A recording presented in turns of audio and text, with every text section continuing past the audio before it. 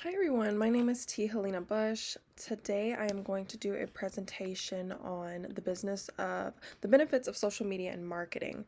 Okay, to tell you a little bit about myself, my name is T. Helena Bush, like I mentioned earlier. I'm an undergrad student studying business administration, and I work for a luxury retail brand. So social media and marketing is something that I have to constantly know about, so it's something that I'm very passionate about.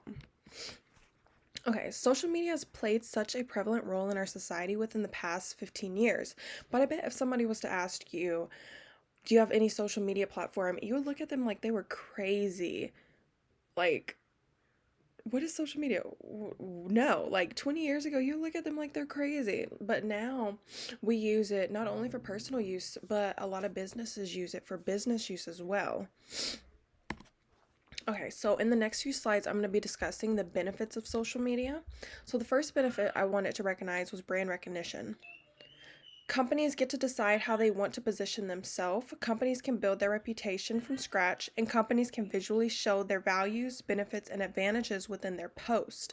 So that's great if companies want to really like it says in the first point, they get to position themselves, which is great. You get to customers, they can go on your page and they can see, okay, this company believes in this, they value this, etc.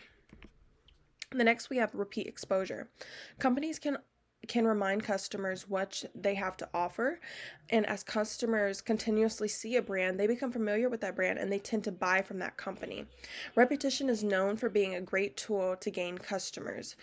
So if it's between you like so A brand and B brand, you constantly see A brand, you're probably going to go towards A brand because that's what you constantly see if you have to choose between the two. Then we have competitive advantage. Social media can give companies the chance to stand out compared to their competitors.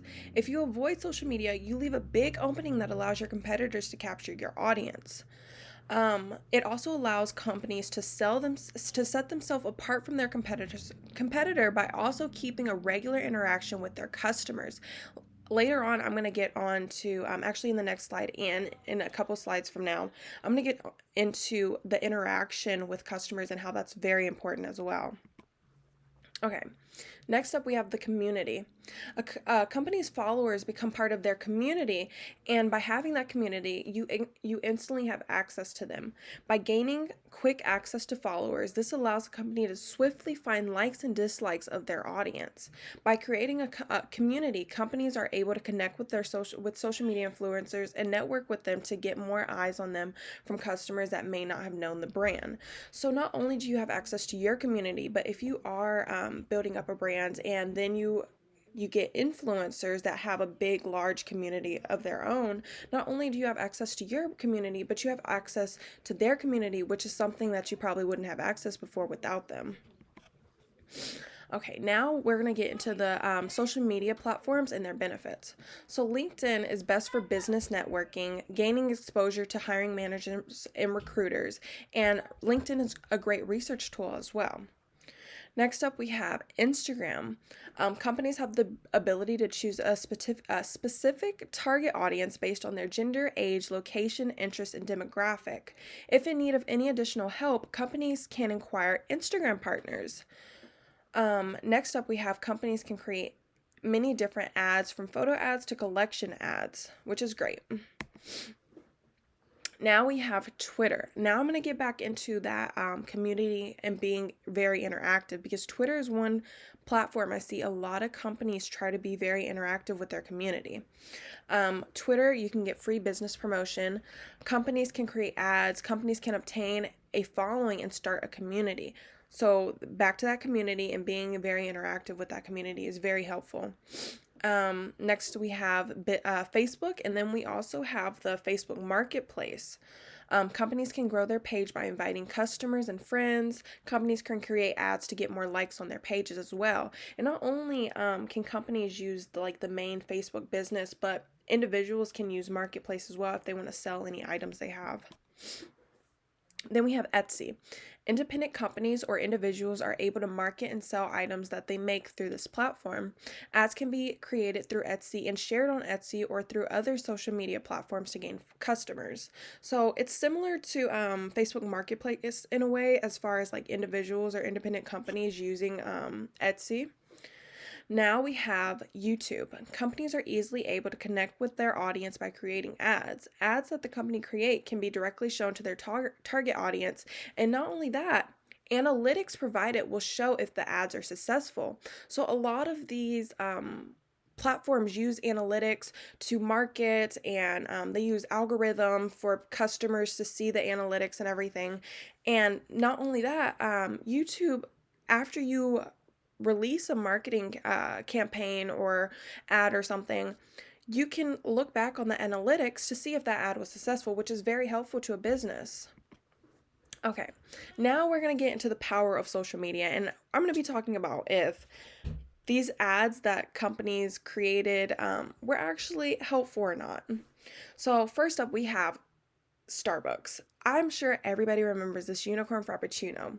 So, back in 2017, Starbucks released their unicorn frappuccino, and without the help of social media, who knows how successful it would have been. According to Single Grain, Starbucks used Instagram to promote their unicorn frappuccino, and their global same-store sales and same-store sales in America increased by 3%.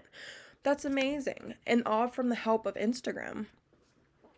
Now we have IHOP, or if you want to say IHOB. Back in 2018, IHOP took a huge gamble by releasing a tweet on their Twitter saying that they were going to change their name to IHOB. And they wanted their customers to guess what IHOB meant. So they ended up saying it was to promote their burger line, and the B stood for burgers. And I don't know if this was a good one. They did receive a lot of retweets and likes, but they ended up changing it very quickly. I don't think a lot of people liked it. When I did research, I didn't see much success in their burger sales. Okay, next we have Casper. Back in 2019, Casper decided to go through with cross-channel marketing by releasing the same ad on all their platforms.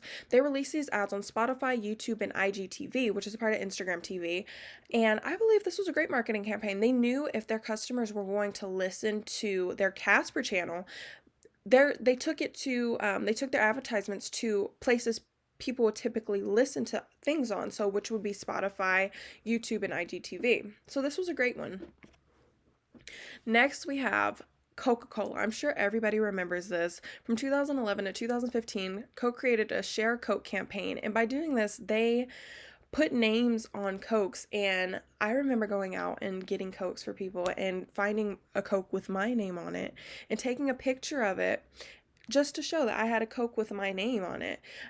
This was a great one. They received over 120,000 posts across all social media platforms. This was a great marketing campaign. Okay, next we have the Met Gala, which was founded in 1948.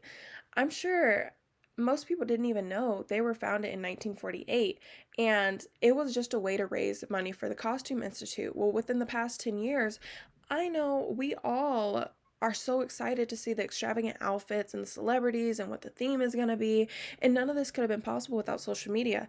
Back in 1948, they didn't know social media was going to end up in the future helping them out a lot to raise money and to raise awareness to the Costume Institute and to what the Met Gala stood for. Okay, lastly, we have our conclusion. So basically, in conclusion, social media has just played a great role in marketing today. There's so many ways to be successful in marketing, and if it is done correctly and the right idea is behind it, it's hard for you to fail in marketing on social media. A lot of companies have taken it to their advantage. They know it's for personal use, but it's also a way to market their brand and their items, and to create their community and show what they stand for. Thank you. I hope you enjoyed this presentation. If you have any questions, please leave them down in the comments and I can try to answer them. Thank you so much for watching. Have a great day. Bye-bye.